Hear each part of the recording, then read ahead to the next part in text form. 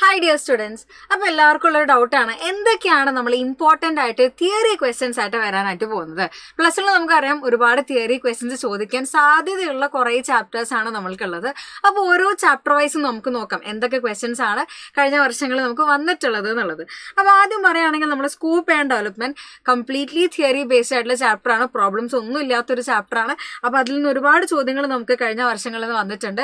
ആദ്യം scope and importance എന്താണ്, ഏതൊക്കെ ഏരിയാസിലാണ് സ്റ്റാറ്റിസ്റ്റിക്സിന്റെ സ്കോപ്പ് ഉള്ളത് പറയുകയാണെങ്കിൽ planning, economics, industry, mathematics, medical science, psychology and education, management studies, ഇത്രയും ഏരിയാസിൽ സ്റ്റാറ്റിസ്റ്റിക്സിന് ഇമ്പോർട്ടൻസ് ഉണ്ട് എന്ന് നമുക്ക് പറയാം. നെക്സ്റ്റ് നോക്കുകയാണെങ്കിൽ ഇതുപോലെ ഷോർട്ട് നോട്ട്സ് ചോദിക്കാറുണ്ട്, CSOനെ പറ്റി ചോദിക്കാറുണ്ട് നമ്മുടെ അടുത്ത്. അതേപോലെ തന്നെ NSSOനെ പറ്റി ഷോർട്ട് നോട്ട് ചോദിക്കാറുണ്ട്. അപ്പോൾ NSSOനെ 4 ഡിവിഷൻസ് മാത്രമായിട്ടും നമുക്ക് എക്സാമിന് ഷോർട്ട് നോട്ട്സ് ചോദിച്ച് കണ്ടിട്ടുണ്ട്. അപ്പോൾ അതൊക്കെ നോക്കി വെച്ചോളാം. ഇനി അടുത്തത് applied areas of statistics, 3 areas ആണ് നമ്മൾ പഠിക്കുന്നത്. ആക്ച്വറിയൽ സയൻസ് ഉണ്ട്, അതേപോലെ തന്നെ ബയോ സ്റ്റാറ്റിസ്റ്റിക്സ് ഉണ്ട്, ആൻഡ് നമ്മൾ അഗ്രികൾച്ചറൽ സ്റ്റാറ്റിസ്റ്റിക്സ്. അപ്പോൾ ഓരോന്നും എന്തൊക്കെയാണെന്നുള്ളത് ഡീറ്റെയിൽ ആയിട്ട് ഏതെങ്കിലും ഒരെണ്ണമെങ്കിലും മുഴുവനായിട്ട് പഠിച്ചിരിക്കാൻ വേണ്ടി ശ്രദ്ധിക്കുക. ചിലപ്പോൾ എക്സാമിന് അങ്ങനെ ആയിരിക്കും ചോദിക്കുന്നുണ്ടായിരിക്കാം. ഏതെങ്കിലും ഒരു അപ്ലൈഡ് ഏരിയനെ പറ്റി നിങ്ങളുടെ അടുത്ത് എഴുതാൻ വേണ്ടി ചോദിക്കാം. സോ അത്തരത്തിലുള്ള രീതിയിൽ പഠിച്ചു വെക്കുക. അടുത്തത് ISI പബ്ലിഷ് ചെയ്യുന്ന ജേർണലിൻ്റെ പേരെന്താണ്, വളരെയധികം റിപ്പീറ്റഡ്ലി വന്നിട്ടുള്ള ഒരു ചോദ്യമാണ്. സംഖ്യ എന്നാണ് നമ്മൾ ISI പബ്ലിഷ് ചെയ്യുന്ന ജേർണലിൻ്റെ പേര് എന്ന് പറയുന്നത്. ആ 4 ഡിവിഷൻസ് ഏതൊക്കെയാണ്? SDRD, DPD, CPD, FOD, ഇതാണ് നമ്മൾ 4 ഡിവിഷൻസ് വരുന്നത്. അത് ഡീറ്റെയിൽ ആയിട്ട് എന്തൊക്കെയാണ് എന്നുള്ളതും കൂടെ നോക്കി വെക്കുക. ഇനി അതേപോലെ തന്നെ ISIനെ പറ്റിയിട്ട് ഒരു ഷോർട്ട് നോട്ട് എഴുതാൻ വേണ്ടി ചോദിച്ച് കണ്ടിട്ടുണ്ട്. പിന്നെ കഴിഞ്ഞ വർഷങ്ങളിൽ വന്നിട്ടുള്ള ഒരാളായിരുന്നു മോസ്പി, അതായത് ministry of statistics and programme implementation. അതേപോലെ തന്നെ നമ്മുടെ സ്റ്റേറ്റിന്റെ department, economics and statistics department. അപ്പോൾ കേരള അതിന്റെ നോഡൽ ഏജൻസി ഏതാണെന്ന് ചോദിച്ചു കഴിഞ്ഞാൽ അതാണ് ആൻസർ ആയിട്ട് എഴുതേണ്ടത്. സെക്കൻഡ് ചാപ്റ്ററിലേക്ക് വരികയാണെങ്കിൽ പ്രൈമറി ഡാറ്റ, സെക്കൻഡറി ഡാറ്റ, ഒരുപാട് വർഷം മാറി മാറി മാറി ചോദിച്ചിട്ടുള്ളതാണ്. പ്രൈമറി ഡാറ്റ, സെക്കൻഡറി ഡാറ്റ എന്താണ്, അതിന്റെ വ്യത്യാസം എന്താണ്, ഡിഫറൻഷിയേറ്റ് ചെയ്യുക, ഡിസ്റ്റിംഗ്വിഷ് ചെയ്യുക എന്നുള്ള രീതിയിൽ പല രീതിയിൽ ചോദിച്ചിട്ടുണ്ട്. ഇത് ഇമ്പോർട്ടൻ്റ് ആണ്. അതേപോലെ തന്നെ ഇമ്പോർട്ടൻ്റ് ആയിട്ടുള്ള ഒരാളാണ് ക്വസ്റ്റിനെയറും ഷെഡ്യൂളും. പിന്നെ സെക്കൻഡറി ഡാറ്റേൻ്റെ സോഴ്സ് ചോദിക്കാറുണ്ട്, ക്വസ്റ്റിനെയറും ഷെഡ്യൂളും ചോദിക്കാറുണ്ട് നമ്മൾ പറഞ്ഞു. അതേപോലെ തന്നെ ഫോക്കസ് ഗ്രൂപ്പ് ഡിസ്കഷൻ ഇതേപോലെ ഷോർട്ട് നോട്ട് എഴുതാൻ വേണ്ടി ചോദിക്കാറുണ്ട്. പ്രൈമറി ഡാറ്റേൻ്റെ മെത്തേഡ്സ് എഴുതാൻ വേണ്ടി ചോദിക്കാറുണ്ട്. അപ്പോൾ ഇതൊക്കെ നമ്മളെ സെക്കൻഡ് ചാപ്റ്ററിൽ പഠിച്ചു വെച്ചോളാം. തേർഡ് ചാപ്റ്ററിലാണെങ്കിൽ നമുക്ക് അത്യാവശ്യം ടേബിൾ വരയ്ക്കാനും കുറച്ച് ഇക്വേഷൻസ് ആണ് നമുക്ക് വരുന്നത്. അതിലാകെ ഒരൊറ്റ തിയറിയാണ് പൊതുവേ കണ്ടുവന്നിട്ടുള്ളത്. എന്താണ് നമ്മളുടെ ടൈപ്സ് ഓഫ് ക്ലാസിഫിക്കേഷൻ. അതേപോലെ ഇമ്പോർട്ടൻ്റ് ആയിട്ടുള്ള ഒരാളാണ് ടാബുലേഷൻ എന്താണ് എന്നുള്ളതിൻ്റെ ഡെഫിനിഷൻ. ടാബുലേഷൻ്റെ ഡെഫിനിഷനും ഈ അടുത്ത കാലത്ത് ചോദിച്ച് കണ്ടിട്ടുണ്ട്. അപ്പോൾ അതുകൊണ്ട് ടാബുലേഷൻ ഡെഫിനിഷനും കൂടെ നിങ്ങൾ നോക്കി വയ്ക്കാം. ഡയഗ്രംസ് ആൻഡ് ഗ്രാഫ്സ് എന്ന് പറഞ്ഞാൽ അവിടെയും നമുക്ക് കുറേ ചിത്രങ്ങളാണ് വരയ്ക്കാനുള്ളത്. ആൻഡ് അവിടെ ഒരു ഇക്വേഷനും പഠിക്കുന്നുണ്ട് പൈ ഡയഗ്രത്തിൻ്റെ കേസിൽ. അവിടെ നിന്ന് വരുന്ന ക്വസ്റ്റ്യൻസ് പറഞ്ഞാൽ simple bar diagram, multiple bar diagram, എന്താണ് വ്യത്യാസം, റഫ് ഡയഗ്രാം വെച്ചിട്ട് കാണിക്കുക. അപ്പോൾ അത്തരത്തിലാണെങ്കിൽ നമ്മൾ അതിൻ്റെ ഓരോരുത്തരുടെയും ഫിഗേഴ്സ് നമുക്ക് ഓർമ്മ വേണം. അത് വെച്ചിട്ട് എന്താണ് നമുക്ക് പ്രോബ്ലംസ് നമ്മൾ ചെറുതായിട്ട് ഡെഫിനേഷൻ നമുക്ക് ഉണ്ടാക്കി എഴുതാവുന്നതേ ഉള്ളൂ. ഇനിയും ഡയഗ്രംസും ഗ്രാഫും തമ്മിലുള്ള വ്യത്യാസം എന്താണ് എന്നതിനെ പറ്റിയിട്ട് ചോദിക്കാറുണ്ട്. അപ്പോൾ ഇതാണ് നിങ്ങൾ എഴുതേണ്ടത്.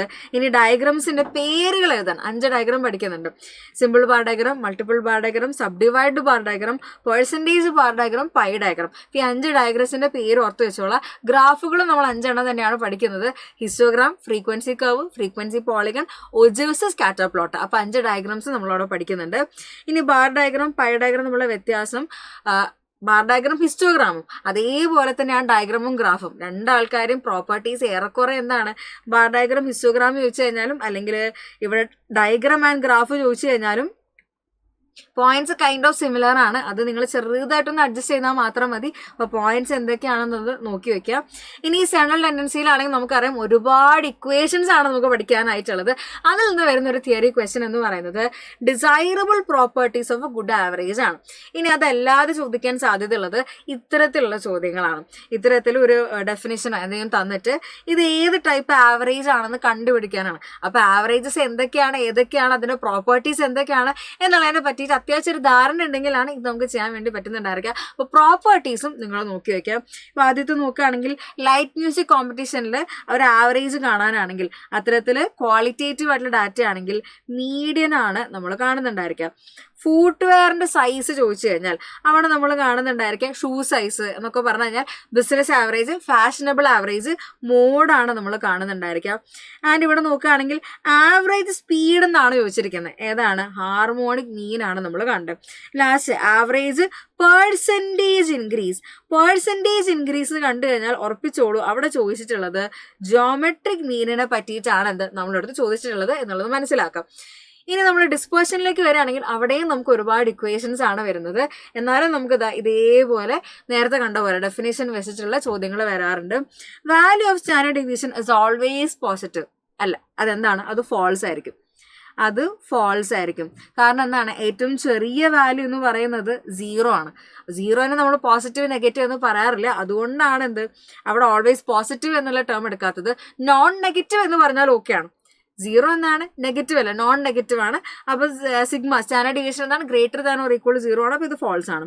If 2 variables are uncorrelated then covariance between them is 0. ശരിയായിട്ടുള്ള സ്റ്റേറ്റ്മെന്റ് ആണല്ലേ. രണ്ടാൾക്കാർ തമ്മിൽ റിലേഷൻ ഒന്നുമില്ല, ഇൻഡിപെൻഡന്റ് ആണ്, അൺകോറിലേറ്റഡ് ആണെങ്കിൽ അവർ കൊവേരിയൻസ് എന്ന് പറഞ്ഞാൽ എന്തായിരിക്കും? 0 ആയിരിക്കും. If each observation is added by a constant standard deviation remains same. അതും ശരിയായിട്ടുള്ള ഒരു സ്റ്റേറ്റ്മെന്റ് ആണ്. അതും ഒരു ട്രൂ സ്റ്റേറ്റ്മെന്റ് ആണ്. Last, range doesn't depend on extreme values. അല്ല, റേഞ്ചിന്റെ ഇക്വേഷൻ എന്ന് പറഞ്ഞാൽ തന്നെ എന്താണ്? എക്സ്ട്രീം വാല്യൂസിനെ മാത്രമാണ് അത് ഡിപ്പെൻഡ് ചെയ്യുന്നത്. അതുകൊണ്ട് ഇത് എന്താണ്? ഒരു ഫോൾസ് ആയിട്ടുള്ള സ്റ്റേറ്റ്മെന്റ് ആണ്. സോ ഇത്തരത്തിൽ ആലോചിച്ച് എഴുതാൻ വേണ്ടി പറ്റുന്ന രീതിയിൽ ഇതിനെ പറ്റിയുള്ള ഓരോ ആവറേജസിനും ഡിസ്പേർഷന്റെ മെഷേഴ്സിനെ പറ്റിയൊരു ധാരണ നിങ്ങൾക്ക് ഉണ്ടായിരിക്കണം. കുർട്ടോസിന്റെയും സ്ക്യൂനസിന്റെയും കേസിൽ പറയുകയാണെങ്കിൽ ഏറ്റവും അധികം റിപ്പീറ്റ് ചെയ്ത് കണ്ടിട്ടുള്ള ഒരു ആളാണ് നമ്മളുടെ ടൈപ്സ് ഓഫ് കുർട്ടോസിസ്. ലെപ്റ്റോകാർട്ടിക്, മീസോകാർട്ടിക്, പ്ലാറ്റിക്കാർട്ടിക്. ലെപ്റ്റോകാർട്ടിക്കിൽ ഇനി ശ്രദ്ധിക്കേണ്ട ഒരു കാര്യം, β2 എന്ന് പറഞ്ഞാൽ ഗ്രേറ്റർ ദാൻ 3 ആയിരിക്കും. മീസോകാർട്ടിക് ആണെങ്കിൽ β2 ഈക്വൽ ടു 3 ആയിരിക്കും. പ്ലാറ്റിക്കാർട്ടിക് ആണെങ്കിൽ β2ന്റെ വാല്യൂ എന്ന് പറയുന്നത് ലെസ് ദാൻ 3 ആയിരിക്കും. β2 എന്ന് പറഞ്ഞാൽ എന്താണ്? മെഷർ ഓഫ് കുർട്ടോസിസ് ആണ്. β2 നമ്മൾ പഠിക്കുന്നുണ്ട് μ4 ഡിവൈഡഡ് ബൈ μ2 സ്ക്വയർ എന്നാണ് നമ്മൾ പഠിക്കുന്നത്. അതേപോലെ തന്നെ സ്ക്യൂനസ് എത്ര ടൈപ്പ് ഉണ്ടെന്ന് ചോദിച്ചു കഴിഞ്ഞാൽ 2 ടൈപ്പാണുള്ളത്. പോസിറ്റീവ് സ്ക്യൂനസും നെഗറ്റീവ് സ്ക്യൂനസും. പോസിറ്റീവ് ആണെങ്കിലും നമ്മളെ മോഡിന്റെ റൈറ്റ് സൈഡിലാണ് കൂടുതൽ ഒബ്സർവേഷൻസ് വരുന്നത്. ലോങ്ങർ ടെയിൽ എവിടേക്കാണ്? റൈറ്റ് സൈഡിൽ തന്നെയാണ് വരുന്നത്. ആൻഡ് ഇവിടെ മീൻ ആയിരിക്കും ഏറ്റവും വലുത്, പിന്നെ മീഡിയൻ, ഏറ്റവും ചെറിയ ആളാണ് മോഡ് എന്ന് പറയുന്നത്. നെഗറ്റീവ് സ്ക്യൂനസിന്റെ കേസിലാണെങ്കിൽ ഇതിന്റെ ഒക്കെ എന്താണ്? നേരെ ഓപ്പോസിറ്റ് ആണ് വരുന്നത്. മോഡിന്റെ ലെഫ്റ്റ് സൈഡിലാണ് കൂടുതൽ ഒബ്സർവേഷൻ വരുന്നത്. ലോങ്ങർ ടെയിൽ ലെഫ്റ്റ് സൈഡിലാണ്. ഏറ്റവും വലിയ വാല്യൂ എന്ന് പറയുന്നത് ഇവിടെ മോഡായിരിക്കും. ഏറ്റവും ചെറിയ വാല്യൂ എന്ന് പറയുന്നത് ഇവിടെ മീൻ ആയിരിക്കും. ഇനി പ്രോബബിലിറ്റിൻ്റെ ആണെങ്കിൽ അത്യാവശ്യം ഇക്വേഷൻസും അതേപോലെ ഡെഫിനേഷൻസും നമുക്കുണ്ട്. Sample space, sample point, event, trials, outcome, sample point ഒക്കെ നമുക്ക് ഇതുപോലെ എക്സാമിന് ചോദിക്കാറുണ്ട്. ആൻഡ് അതേപോലെ തന്നെ സാമ്പിളിംഗ് ടെക്നിക്സിൽ മൊത്തം തിയറിയാണ് നമുക്ക് അതിൽ വരുന്നത്. ഇക്വേഷൻ എന്ന് പറഞ്ഞാൽ ആകെ 2-3 ഇക്വേഷൻസ് മാത്രമേ നമുക്ക് ആ ചാപ്റ്ററിൽ നിന്ന് വരുന്നുള്ളൂ. സിമ്പിൾ റാൻഡം സാമ്പിളിങ്ങിനെ പറ്റി ഒരുപാട് വർഷം ഡീറ്റെയിൽ ആയിട്ട് എഴുതാൻ വേണ്ടി ചോദിച്ചിട്ടുണ്ട്. അതിന് ഷോർട്ട് നോട്ട് എഴുതാൻ വേണ്ടി പഠിച്ചോളാം.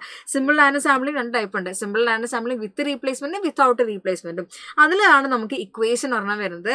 ക്യാപിറ്റൽ NCN ആണ് number of possible sample. Simple random sampling without replacement ആണെങ്കിൽ, വിത്ത് റീപ്ലേസ്മെന്റ് ആണെങ്കിൽ ക്യാപിറ്റൽ N⁻n ആണ് നമ്മൾ ഇക്വേഷൻ. ഈ ഇക്വേഷൻ വെച്ചിട്ട് നമ്പർ ഓഫ് പോസിബിൾ സാമ്പിൾസ് കാണാനായിട്ട് ചോദിക്കാറുണ്ട്. ഈ ഇക്വേഷൻ ഇമ്പോർട്ടൻ്റ് ആണ്. അതേപോലെ തന്നെ മെത്തേഡ്സ് ഓഫ് സാമ്പിൾ സെലക്ഷൻ. ഈ ഡാറ്റ കളക്ഷനിൽ നമ്മളുടെ ഈ സിമ്പിൾ റാൻഡം സാമ്പിളിങ്ങിൽ ഏതൊക്കെ മെത്തേഡ്സ് ആണ്? Lottery method, random number, table മെത്തേഡാണ് 2 മെത്തേഡ്സ് വരുന്നത്. പിന്നെ സിസ്റ്റമാറ്റിക് സാമ്പിളിംഗ് ആണ് ഒരുപാട് വട്ടം ചോദിച്ചു കണ്ടിട്ടുള്ളത്. അവിടെയാണ് നമ്മൾ 3ാമത്തെ ഇക്വേഷൻ വരുന്നത്. ഈ ചാപ്റ്ററിലെ തന്നെ K = N/N. അത് നമ്മളൊരു പ്രീ ഡിറ്റർമൈൻഡ് ഇന്റർവെലിനാണ് നമ്മൾ സിസ്റ്റമാറ്റിക് സാമ്പിളിങ്ങിൽ K എന്നുള്ളത് കൊണ്ട് ഉദ്ദേശിക്കുന്നത്. സ്ട്രാറ്റിഫൈഡ് ചോദിച്ചു കണ്ടിട്ടുണ്ട്, ക്ലസ്റ്റർ സാമ്പിളിംഗ് ചോദിച്ചു കണ്ടിട്ടുണ്ട്. അപ്പോൾ ഇതൊക്കെ ഡെഫിനേഷൻസ് നിങ്ങൾ നോക്കി വെച്ചോളാം. അപ്പോൾ ഇത്രയും കാര്യങ്ങളാണ് നമുക്ക് യൂഷ്വലി എക്സാമിന് ചോദിച്ച് കണ്ടിട്ടുള്ള ഇമ്പോർട്ടൻ്റ് ആയിട്ടുള്ള തിയറി ക്വസ്റ്റ്യൻസ്. അപ്പോൾ ഈ തിയറി ക്വസ്റ്റ്യൻസ് ഒക്കെ നിങ്ങൾ നോക്കുക. ബാക്കി പ്രോബ്ലംസ് ഏതൊക്കെയാണെന്നുള്ളത് ലൈവിൽ നമ്മൾ ഡിസ്കസ് ചെയ്യുന്നുണ്ട്. അപ്പോൾ ഇന്നത്തെ ലൈവ് ആരും മിസ്സാക്കരുത്, കറക്റ്റായിട്ട് തന്നെ ജോയിൻ ചെയ്യുക. അപ്പോൾ എല്ലാവർക്കും ഓൾ ദി ബെസ്റ്റ്.